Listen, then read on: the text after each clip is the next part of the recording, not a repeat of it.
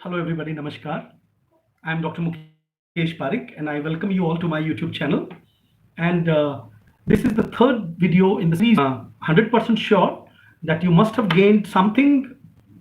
I think, in the last two videos where I talked about. In the first video, I talked about the devices, plot devices, along with the definition of plot and story. In the second video, I talked about certain books, which are very important. And when we did our PhD or MPhil, or so far we have already been studying, so we have come across these many books, and then we got to know the actual realization that novel reading is really a cumbersome task. It is not easy to read a novel. In this video I'll be talking about some different literary devices which might be used by a writer, and I think a student, one who is reading or approaching a novel, should be aware about that. So in this video also, again, I promise that you will be able to solve some questions if you listen to it very carefully, watch it very carefully. And as I usually do, let me again tell you an anecdote, a kind of story from my life, where I can show that how we really learned how to read a novel. When I was a student, and in the last video, I shared a story, anecdote. When I started my PhD. After that, there came so many incidents in my life. When, for example, when I was an MPhil student of literature in 2002, our teacher was teaching us The Mill on the Floss, and there comes a scene in this novel where that the heroine, she goes and goes into her room and hides herself, somewhere in the attic.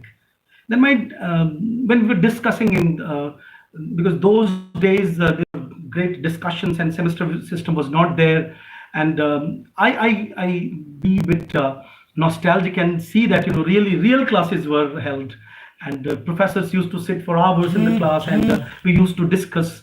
And my teacher asked me one question, that what meaning, what significance is there of that girls going, that heroines going into the attic? And I could not answer that question by that time I'm talking about. So actually, when we read a novel, there can be so many different devices. There can be so many devices is a very limited word, when we approach a novel. So in this third video, let me talk about, first of all, let me clear two terms, because if you are preparing for because I teach honors student also, and I teach post-graduation students also, and net students. I have constantly been teaching for last 20 years.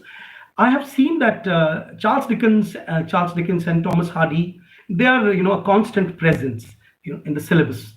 And two terms they torture the students a lot, and these two terms are realism and naturalism. So let me clear first of all that when we approach a novel, there is not only the way a novel is told, or the kind of language the writer has written.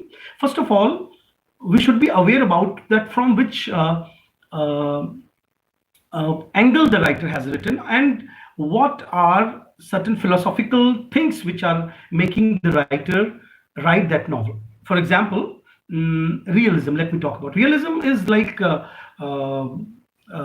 there is a term in English, we say that fly on the wall. It means you show the situation of, you create a situation in the novel the way it is in the real life. So that we call a realist fiction. And Charles Dickens novels is famous for that, because you have seen that Dickinson's novels, they show us all the some slum houses, orphan houses, and we see that these writers really feel, whether it is a circus, or it is a bungalow, or it is a meeting, or say it is a graveyard, or the kind of people he has created, they all look real.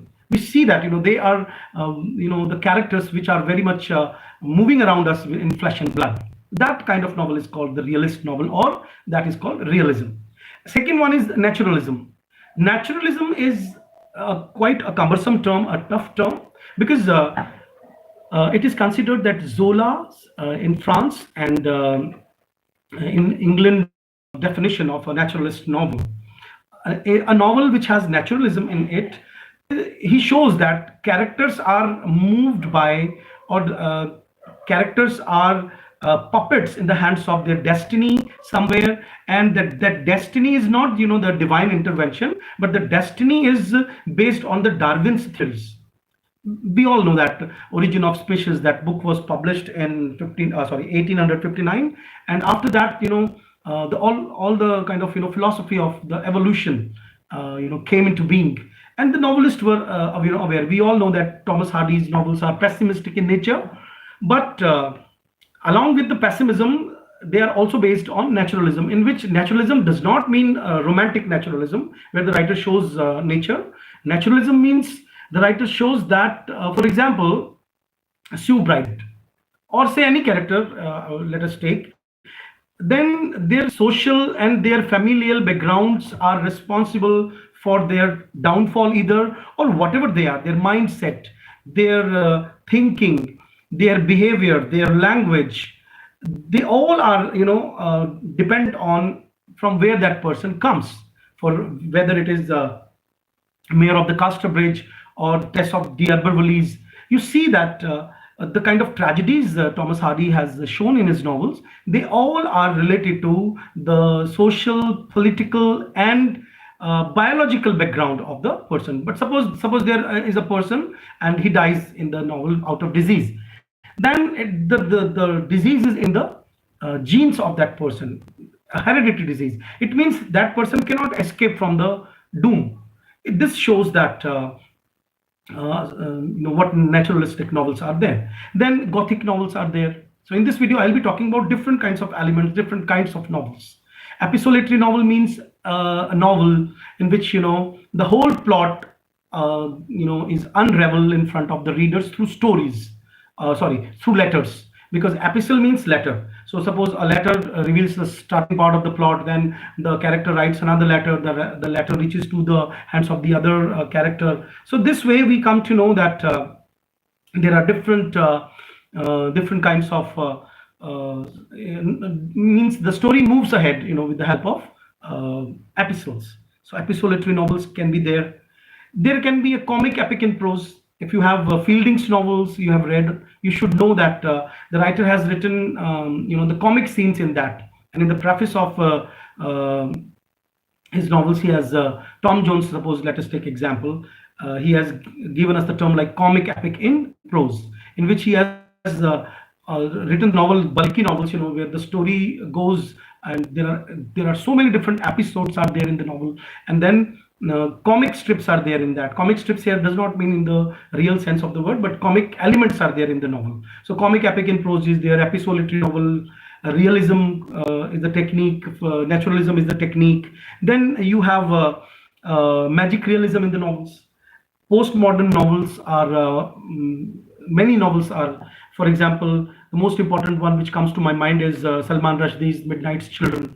And magic realism means a realism in which there is a touch of fantasy, a mixture of that. So magic realism is again can be used. Symbolism, as you all know that the modernist novels, for example, the novels of James Joyce, the novels of Virginia Woolf, in these novels we come across different kinds of symbols. I cannot say that only these are the novelists who are using symbols, but there can be so many different symbols in the, for example, Robinson Crusoe, the novel, which starts the genre of the novel. In his novel also there are different elements which are symbolic. So one who is reading a novel should have some basics of symbolism, so that he or she can identify the symbols. So that, for example, a flower comes in a novel 5 times, or suppose Dickens novels, Great Expectations starts in a graveyard. So what is the significance? Graveyard stands for what? What is what the writer wants to show symbolically, and what is the significance or the symbolic meaning of say any plant, or say significance of darkness, significance of wine, significance of suicide. So symbolism is very important element. So somebody who is reading novel should know about symbolism. Then somebody should be aware about the allusions used in the novel. Allusions means indirect references are there.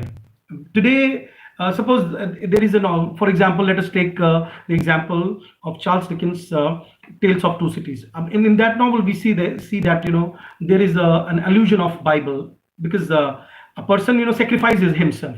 So there are allusions. And suppose now an Indian student is reading a novel, and there comes an allusion of Ramayana, there comes an allusion of say Mahabharata, there comes an allusion of Draupadi. So somebody should be aware that novels are not exactly written from the story point of view, but writer tries to hide his meanings, and he wants to say a lot many things by writing few words.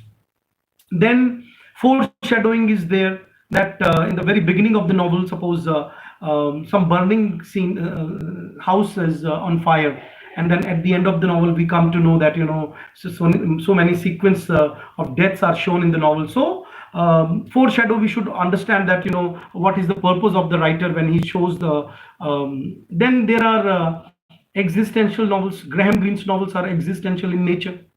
uh, 20th century novels have the concept of stream of consciousness and interior monologue. If we read the novels of James Joyce, we should be aware about where the writer is really talking or where the narrator is really talking. So if we don't have these things in our mind, then we won't be able to understand the novel in the proper way. Then one should be aware about point of view, that who is writing and from whose point of view the writer is writing. Suppose the writer is not writing, suppose for example, Mill on the Floss. Let me take an example of George Eliot. And Mill on the Floss, the narrator is a male, but he's thinking from a female's point of view, because we all know that George Eliot is the name of Mary Ann Evans, and Mary Ann Evans was a woman. So the character she has created, who is a narrator, the narrator has a feminine sensibilities. It means who is writing, who is saying what, from what angle one is saying. Is he the omniscient? The narrator is omniscient narrator, omniscient in the sense like he knows about everything. And while you are reading, you should start reading few pages first of all. Then you should give a pause. Then you should start thinking like where the story is heading, what the writer wants to convey. You should start making your notes also, because you can reread particular paragraphs. I always say that never skip, because if you skip and suppose you come across a question in your exam that what was the name of the dog in that novel, and suppose you have missed the name of the dog in the novel, it means never skip, because always there is there can be a great much knowledge hidden in the one sentence somewhere. And be aware always, as I earlier said in my last video, that even a single flower can have so many connotations, because a student should know that what is the significance that writer has been repeating something.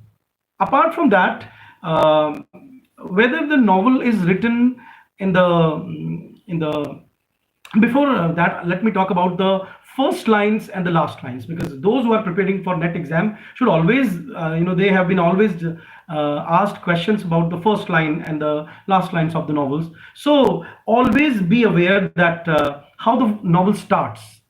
For example, Bleak House by Charles Dickens. If you read the starting paragraph of this novel, you see that the writer has shown writer has written sentences without linking verbs. There are no verbs in the novels. Only nouns are there, noun phrases or adjective phrases are there. And then lack of clarity is there, because as the title suggests, the title is very suggestive. Bleak means when your vision is blurred. So what the writer says, how he says, and in my last video I talked about certain books. If you don't have the basic knowledge of these books, how to read a novel critically, I think we are far behind of those students who have become competent enough in reading a novel. So apart from that, let me talk about uh, the in between, like what is the middle of the novel. So In this video, because it's already a 15-minute long video, I have talked about realism, naturalism. I've talked about magic realism, comic epic in prose, and symbolism, repetition, allusion, foreshadowing. So try to rewatch this video and wait for my next video. Till then, namaskar.